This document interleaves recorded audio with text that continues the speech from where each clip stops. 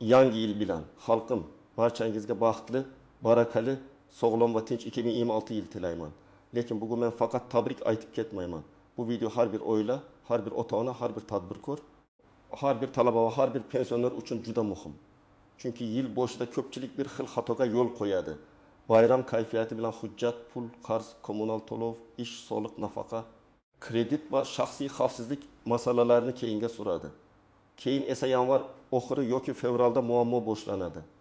Men bugun sizga 2026 yilni qanday qilib tartib bilan boshlash, nimani hozirroq tekshirish, kimlar ehtiyot bo'lishi kerak, qaysi joylarda odamlar ko'p aldanishi mumkin, oilaviy byudjetni qanday saqlash va yil boshidagi eng ko'p uchraydigan xatolardan qanday qochish haqida aniq, oddiy va hayotiy tilda tushuntiraman.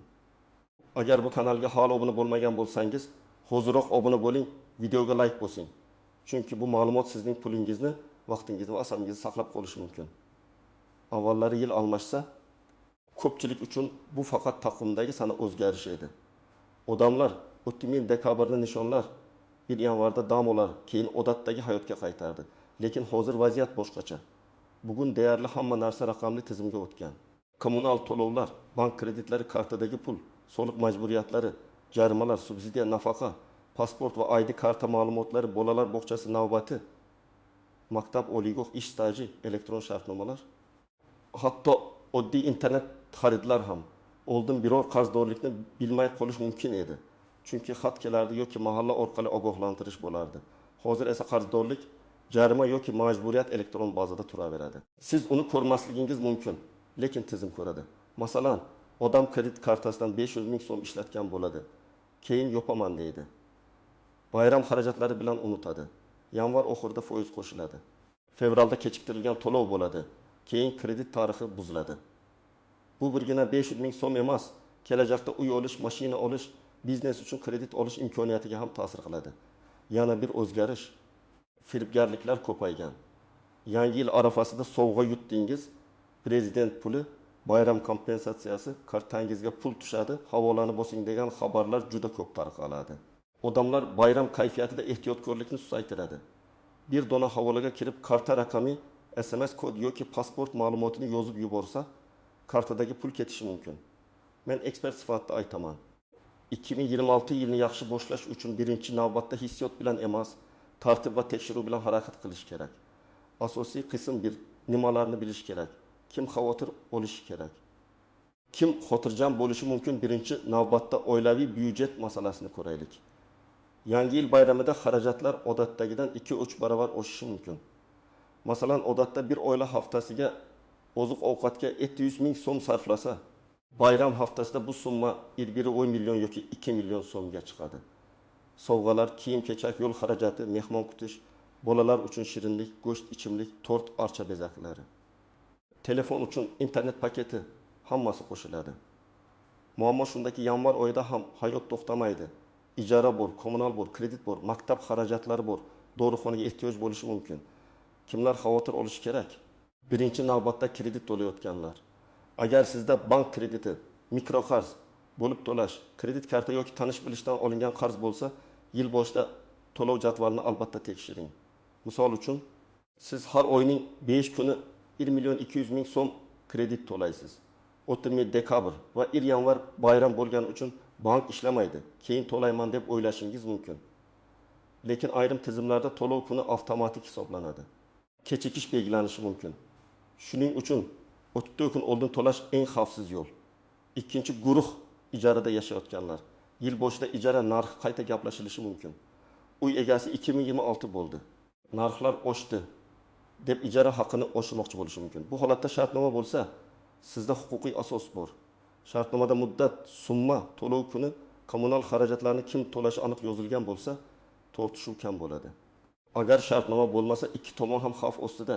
Ijarachi istagan payt chiqib ketishga majbur bo'lishi mumkin. Uy egasi esa pulini vaqtida olmasligi mumkin. Oddiy yozma kelishuv bo'lsa ham tuzing. Ikkala tomon imzolasin, pasport ma'lumotlari yozilsin. Uchinchi guruh tadbirkorlar va yakka tartibda ishlayotganlar.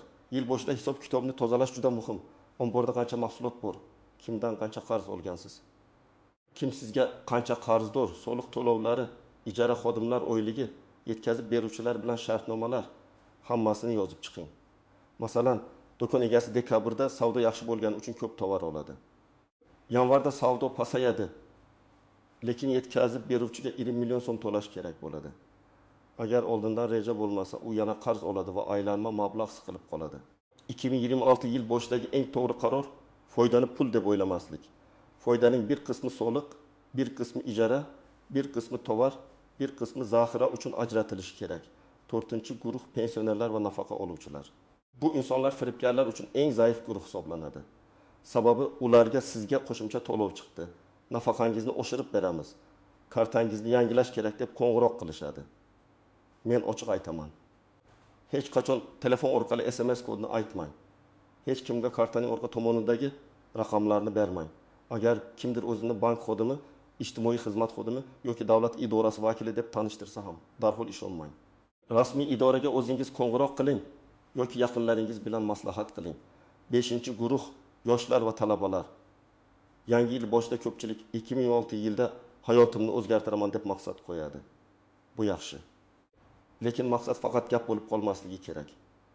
Masalan, ingliz tilini o'rganaman degan maqsad o'rniga har kuni 30 daqiqa, haftasiga 5 kun, 6 oy davomida 1000 ta yangi so'z va 6 ta dars deb aniq reja qilish kerak. Pul yig'aman o'rniga har oy daromadimning 10% ni alohida kartaga o'tkazaman deyish kerak.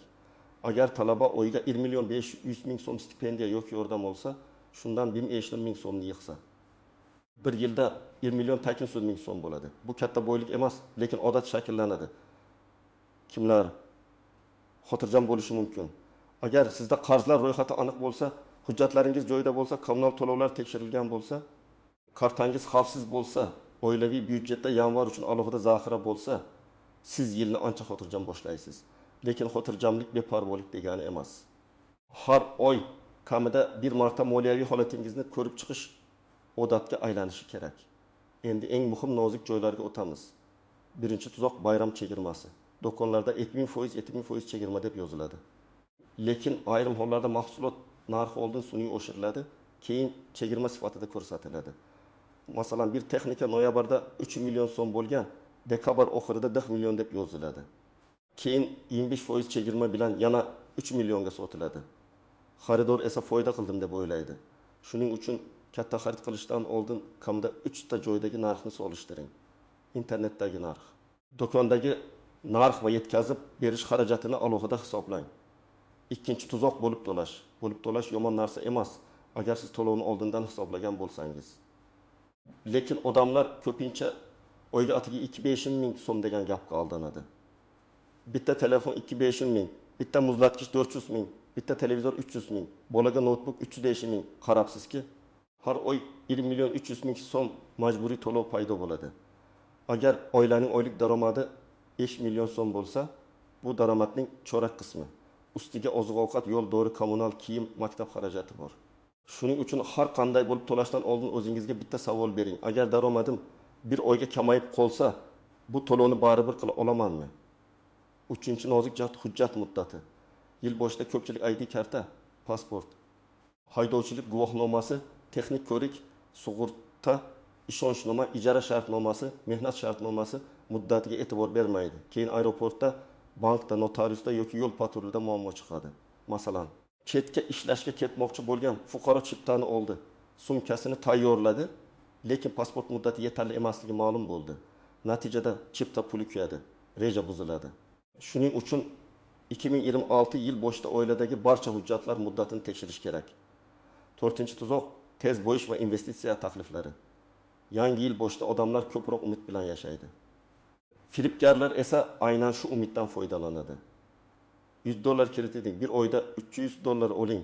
Kripto orqali daromad, sun'iy intellekt savdosi, maxsus yopiq guruh. Faqat bugun imkoniyat degan takliflar ko'payadi.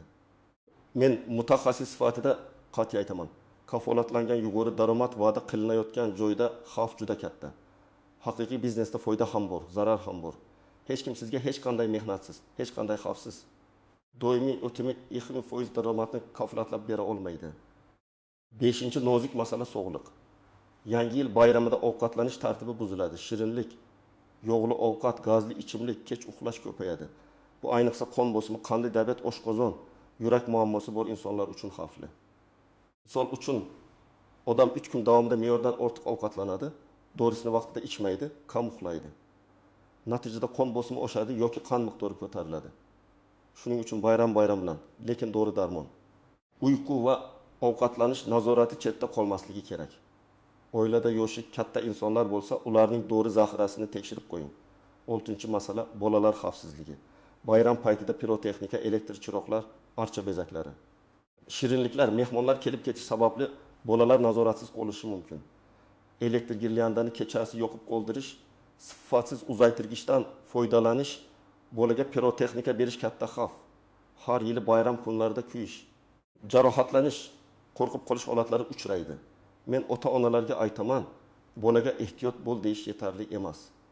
Xavfli narsani uning qo'liga bermaslik, elektr simlarini tekshirish, pirotexnikani umuman ishlatmaslik yoki faqat xavfsiz joyda kattalar nazoratida bo'lish kerak. Endi men sizga 2026 yilni tartibli boshlash uchun aniq harakat rejasini beraman. Birinchi qadam, bugunoq oilaviy moliyaviy ro'yxat tuzing. Oddiy daftar oling yoki telefoningizdagi eslatmaga yozing. Daromadlar, oylik, pensiya, stipendiya, biznes tushumi, qo'shimcha ish, xarajatlar, oziq-ovqat, ijara, kommunal, kredit, yo'l, bog'cha yoki maktab, dori, aloqa, internet. Alohida ustun qilib qarzlarni yozing. Kimga qancha, qaysi sanada to'lash kerak. Bu ro'yxat sizga real holatni ko'rsatadi. Ko'pchilik pul yetmayapti deb o'ylaydi, lekin qayerga ketayotganini bilmaydi. Ikkinchi qadam. Yanvar oyi uchun zaxira pul ajrating. Agar imkon bo'lsa, kamida 10 kunlik oziq-ovqat va zarur xarajatlar uchun alohida summa qo'ying. Masalan, oilangiz kuniga o'rtacha 120 ming so'm sarflasa, 10 kun uchun 1,2 million so'm zaxira kerak bo'ladi. Bu pulni bayram dasturxoniga qo'shib yubormang. Uni alohida karta yoki konvertda saqlang. Bu sizni yanvar oxiridagi shoshilinch qarzdan qutqaradi. 3-qadam. Barcha kredit va majburiy to'lovlarni tekshiring. Bank ilovasiga kiring, to'lov sanasi, qolgan summa, foiz, kechiktirilgan qarz bor yo'qligini ko'ring. Agar tushunmasangiz, bankka boring yoki rasmiy kol markaziga qo'ng'iroq qiling. Hech qachon noma'lum raqamdan kelgan kreditni yopib beramiz degan taklifga ishonmang. Agar qarzni qayta tuzish kerak bo'lsa, faqat bankning o'zida ariza yozing. 4-qadam, kommunal to'lovlarni tekshiring. Elektr, gaz, suv, chiqindi, issiqlik bo'yicha hisoblagich ko'rsatkichlarini yozib oling. Iloji bo'lsa, telefon bilan rasmga oling. Bu keyin noto'g'ri hisob kitob chiqsa dalil bo'ladi. Ayniqsa xonadonda ko'p odam yashasa yoki ijara bo'lsa, oy boshidagi va oy oxiridagi ko'rsatkichni alohida qayd etish kerak. Uy egasi va ijarachi o'rtasidagi ko'p janjal aynan kommunal to'lovdan chiqadi. 5-qadam, hujjatlarni bir joyga to'plang. ID karta yoki pasport, tug'ilganlik guvohnomasi, nikoh guvohnomasi, uy hujjatlari, ijara shartnomasi, avtomobil hujjatlari, sug'urta, tibbiy hujjatlar, diplom, mehnat daftarchasi yoki elektron staj ma'lumotlari hammasini tekshiring. Muddati tugayotgan hujjat bo'lsa, tegishli davlat xizmatlari markaziga boring. Oldindan navbat oling, kerakli hujjatlar ro'yxatini aniqlang. Hujjatni oxirgi kunga qoldirmang. 6-qadam, kartalaringiz xavfsizligini kuchaytiring. Bank ilovasida SMS xabarnoma yo'qolganmi? Karta limiti qanday? Internet to'lovlari uchun alohida karta bormi? Tekshiring. Men tavsiya qilaman, asosiy pul turgan kartani hamma joyda ishlatmang. Internet xaridlar uchun alohida karta oching va faqat kerakli miqdorda pul tashlang. Telegram, SMS yoki ijtimoiy tarmoq orqali kelgan havolalarga karta ma'lumotini kiritmang. SMS kod bu kalit. Uni aytsangiz, pulingizni o'zingiz topshirgandek bo'lasiz. 7-qadam, 2026 yil uchun 3 ta real maqsad yozing. Juda ko'p maqsad yozib, keyin bajarmay tashlab qo'ymang. Masalan, birinchi maqsad qarzlarni 20% ga kamaytirish. Ikkinchi maqsad sog'liq tekshiruvidan o'tish.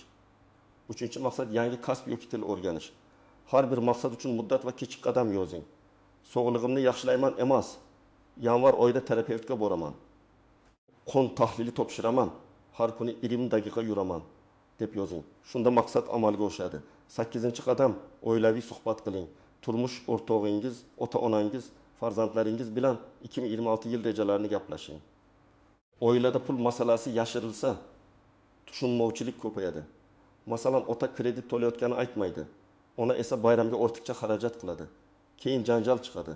Agar hamma holatni bilsa, qaror ham birga qabul qilinadi. Bolalarga ham pul madaniyatini o'rgating. Sovg'a yaxshi. Lekin hamma narsani darhol olish shart emasligini tushuntiring. 9-qadam sog'liq bo'yicha oddiy reja tuzing. Uyda birinchi yordam dorilari bor yo'qligini tekshiring. Qon bosimi apparati kerak bo'lsa, ishlayotganini ko'ring. Yoshi katta insonlarning dori ro'yxatini yozib qo'ying. Favqulodda holatda qaysi shifoxonaga borish, kimga qo'ng'iroq qilish kerakligini oila a'zolari bilsin. Bayram kunlari shoshilinch vaziyatda vaqt yo'qotmaslik juda muhim. 10-qadam axborot gigiyenasiga rioya qiling. 2026 yilda ham internetda turli mish-mish, vahima, yolg'on xabarlar bo'ladi. Biror yangilikni ko'rsangiz, darhol ishonmang, rasmiy manbadan tekshiring. Ayniqsa pul yordam puli, jarima, kredit, soliq hujjat, safar qo'ydalari haqidagi xabarlarni faqat rasmiy saytlar, rasmiy ilovalar yoki ishonchli idoralar orqali aniqlang. Noto'g'ri xabar odamni noto'g'ri qaror qabul qilishga majbur qiladi. Aziz yurtdoshlar, men sizni yana bir bor yangi yil bilan tabriklayman. 2026 yil har bir xonadonga tinchlik, sog'lik, halol rizq, mehr-oqibat va baraka olib kelsin. Lekin baxtli yil faqat tilak bilan kelmaydi. Baxtli yil tartib, reja, ehtiyotkorlik, halol mehnat, sog'liqni asrash va o'z vaqtida to'g'ri qaror qabul qilish bilan quriladi. Bugun aytganlarimni amalda bajarsangiz, yil boshidagi ko'p muammolardan qochasiz. Qarzlar nazoratda bo'ladi, hujjatlar joyida bo'ladi, kartangiz xavfsiz bo'ladi. Oilaviy byudjet aniq bo'ladi. Firibgarlarga aldanmaysiz, sog'liq va vaqtni asraysiz. Eng muhimi, 2026 yilni shoshqaloqlik bilan emas, ongli va ishonchli qadam bilan boshlaysiz. Sizningcha 2026 yilda eng muhim maqsad nima bo'lishi kerak? Pul yig'ishmi, qarzlardan qutulishmi, sog'liqni tiklashmi? Bilim olishmi yoki oilaga ko'proq vaqt ajratishmi? Fikringizni izohlarda yozing. Videoga like bosing, yaqinlaringizga yuboring, kanalga obuna bo'ling. Men esa siz uchun foydali. Aniq va hayotda kerak bo'ladigan ma'lumotlarni tayyorlashda davom etaman. Yangi yilingiz muborak bo'lsin, aziz xalqim.